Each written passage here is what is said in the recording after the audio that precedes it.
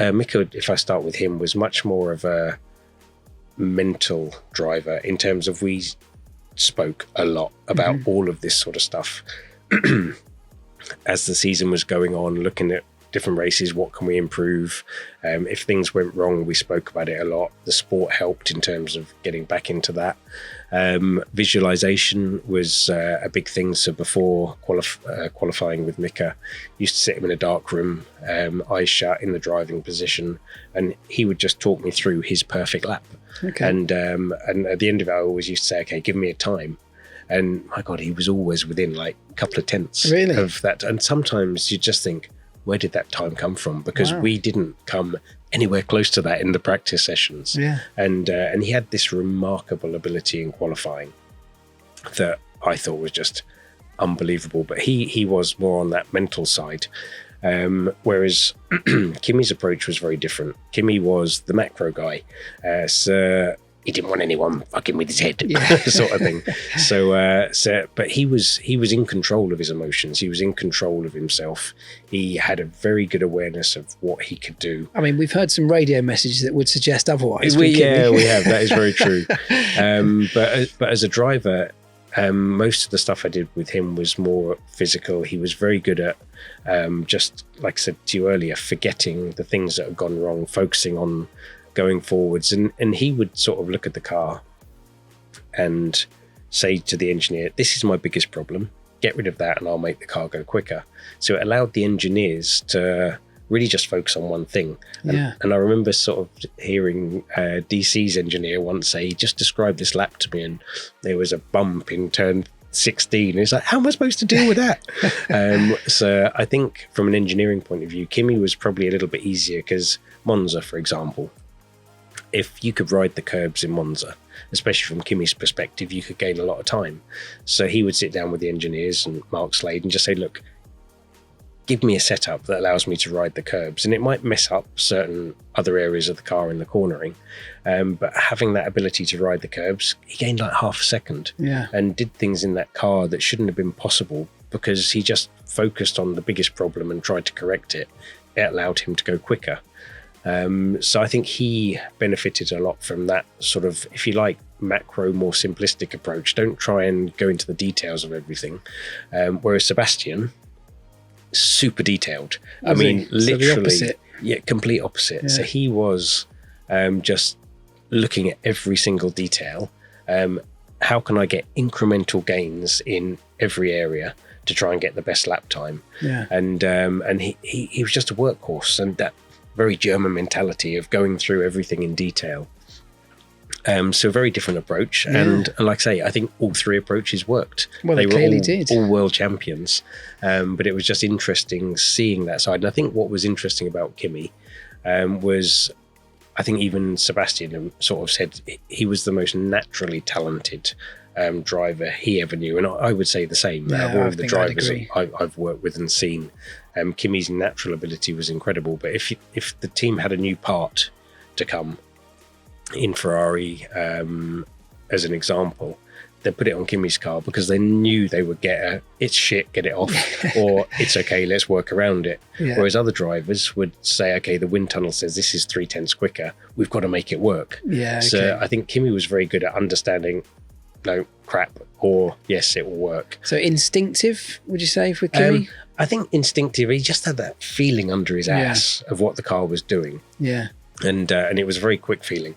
Is this change positive? Is it negative? And it was an instant kind of feeling. And then there was a lot of time that wasn't wasted trying to make something work that was never going to work. It's really interesting because, as you rightly say, they all achieved the big goal. they all became world champions. But with very different approaches. And I think what you just said to me, what stands out is that if we take that and transfer it over to the wider context of life, it's the same, isn't it? You can approach everything in life. There's not just one way to get to success.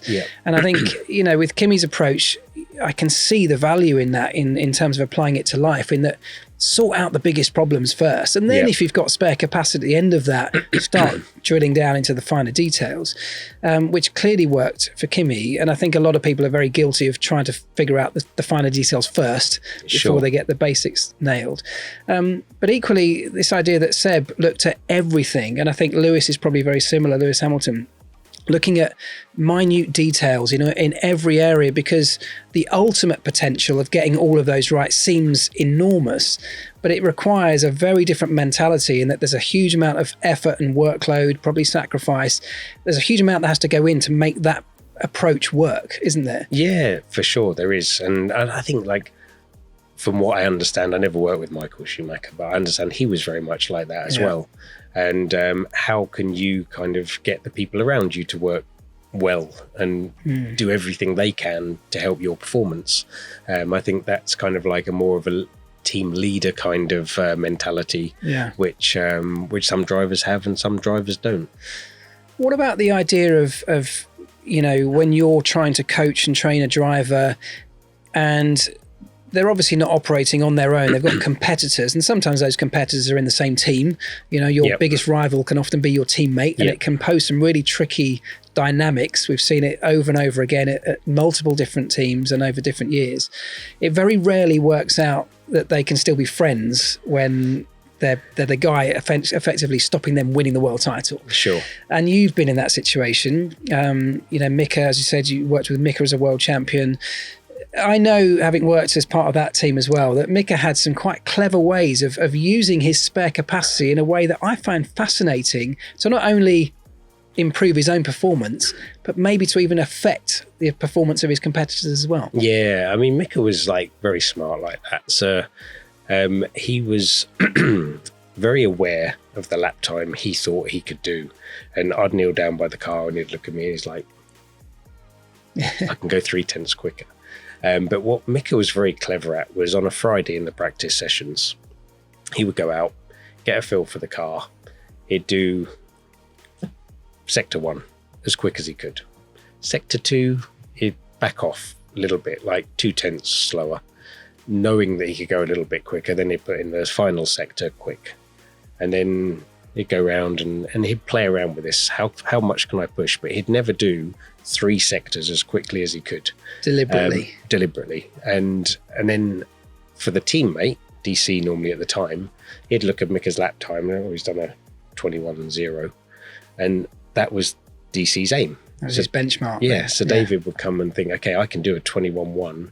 I can get that extra tenth. He'd work to get that extra tenth. Yeah. And then in qualifying, Mika would put them all together and go half a second quicker. Yeah. and it's and it demoralizes the teammate. Yeah. Like, how the hell's he gone half a second quicker?